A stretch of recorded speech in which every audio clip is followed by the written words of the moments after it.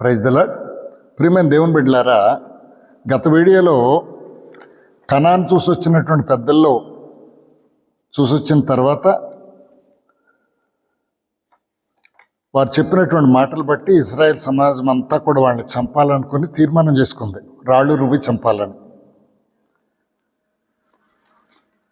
యెహోషువ, కాలేబు చెప్పిన మాటలు వాళ్ళతో దేవుడు మనల్ని జాగ్రత్తగా చేరుస్తాడని చెప్పినా కూడా వాళ్ళు వినలేదు. అందుకు దేవుడు కోపం వచ్చి, మోషే నువ్వు తప్పుకో, వీళ్ళందరినీ ఇక్కడే నేను సంహరించేస్తాను అని చెప్తే మోషే దేవుడి సన్నిధిలో సాగిలపడ్డాడు.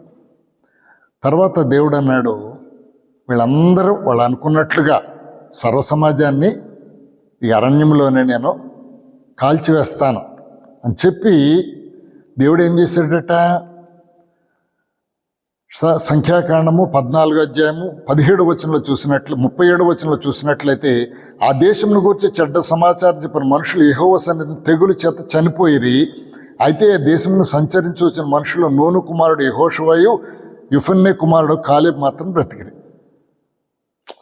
ఇలా జరిగిన తర్వాత వాళ్ళందరూ భయపడిపోయారు, ప్రజలందరూ భయపడిపోయారు, మళ్ళీ సాగిపోతున్నారు.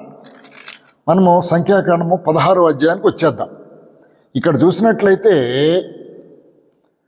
లేవి మనముడు కహాత్ మనముడైన కోరాహు ఏం చేశాడు? మోషే అహరోనుల మీద తిరుగుబాటు చేశాడు. ఇంకా ఎవరితోటి?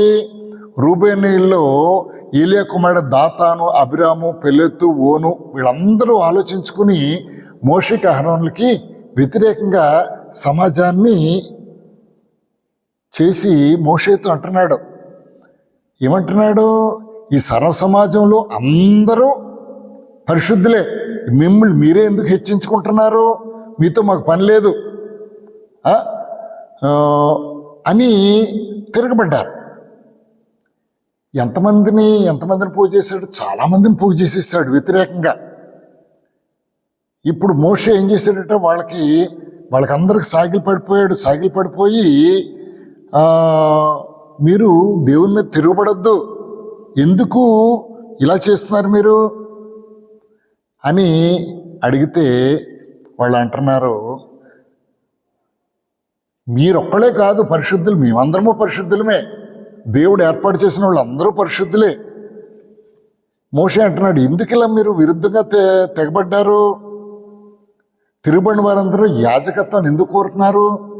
మోషే అన్నాడు, నేను కూడా యాజకుడిని కాదు, మిమ్మల్ని అందరూ నడిపించడానికి దేవుడు నన్ను ఏర్పాటు చేశాడు.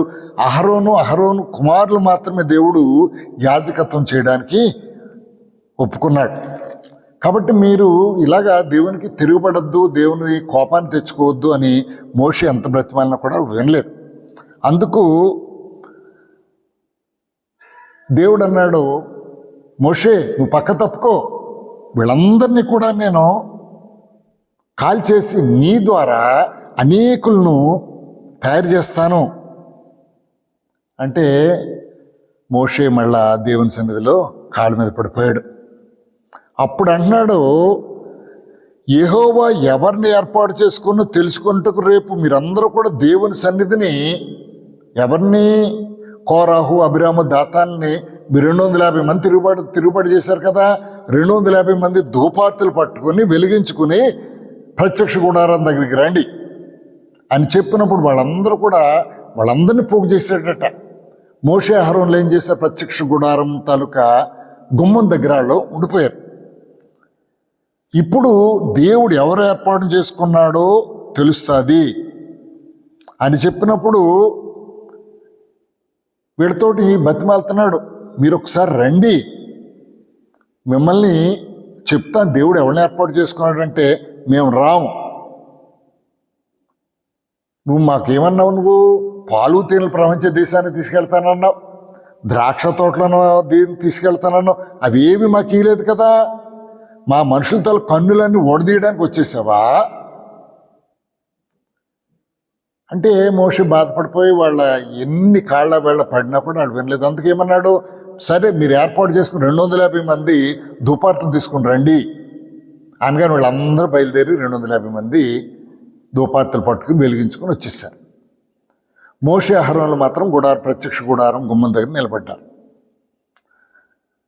అప్పుడట దేవుని మహిమ అక్కడున్న ప్రజలందరికీ కనిపించిందట. ఈ కనిపించినప్పుడు మోషేతో దేవుడు అంటున్నాడు, ఇదిగో మీరు వీళ్ళందరి దగ్గర నుంచి పక్క వచ్చేయండి, క్షణంలోనే వీళ్ళందరినీ కొట్టివేస్తాను అంటే సాగిలపడ్డాడట. ఏమని మోషే ఏమని సాగిలపడ్డాడు? ఎవడో ఒక్కడు పాపం చేసి వీళ్ళందరిని రేపినప్పుడు వీళ్ళందరినీ కూడా నువ్వు పాడు చేసేస్తావా అని దేవుని సన్నిధిలో మోకరిల్లి దేవుణ్ణి అడిగాడట. అడిగితే అప్పుడు దేవుని కోపం చల్లారినప్పుడు మోషే అన్నాడట, ఇదిగో ఈ రోజున మీరు దేవుని మీద తిరుగుబడ్డారు కాబట్టి అందరికీ వచ్చినటువంటి మరణం మీకు రాదు. అందరికీ వచ్చినటువంటి మరణం మీకే కనుక వచ్చినట్లయితే దేవుడు నన్ను పంపించలేదని మీరే తెలుసుకుంటారు అని చెప్పినప్పుడు దేవుడు చెప్తున్నాడు, మోషేతో చెప్తున్నాడు, ఇదిగో కోరాహు, అభిరాము, దాతాను వీళ్ళు ఉన్నారు కదా, ఎవరైతే ఒకడన్నా నువ్వు కోరహ అన్నావు కదా, కోరాహు సంబంధం నుంచి వారి గుడారాల దగ్గర నుంచి మీరందరూ దూరంగా వెళ్ళిపోండి, నేను చేయబోయే కార్యం మీరు ఇప్పుడు చూస్తారు ఆ దేవుడు చెప్పాడట. చెప్పిన తర్వాత ఏమైంది? వాళ్ళందరూ దూరంగా వచ్చేసారు. ఎప్పుడైతే వారి నివాసాలు ఉన్నాయో ఆ నివాసాల దగ్గరికి వచ్చేటప్పటికి ఏమైపోయిందట, భూమి నెరలు విడిచేసిందట. భూమి తన నోరు తెరిచిందట, సమస్తాన్ని కూడా కోరాహు సంబంధులందరినీ. ఇక్కడ ఏమంటే చూడండి, 16వ అధ్యాయము 32వ వచనంలో చూస్తే ఆ మాటలన్నీ మోషే చెప్పి చాలించిన తర్వాత కింది నేల నెరవిడిచెను, భూమి తన నోరు తెరిచి వారి వారి కుటుంబంలో కోరాహు సంబంధులందరినీ వారి సమస్త సంపాద్యమును మింగివేసెను.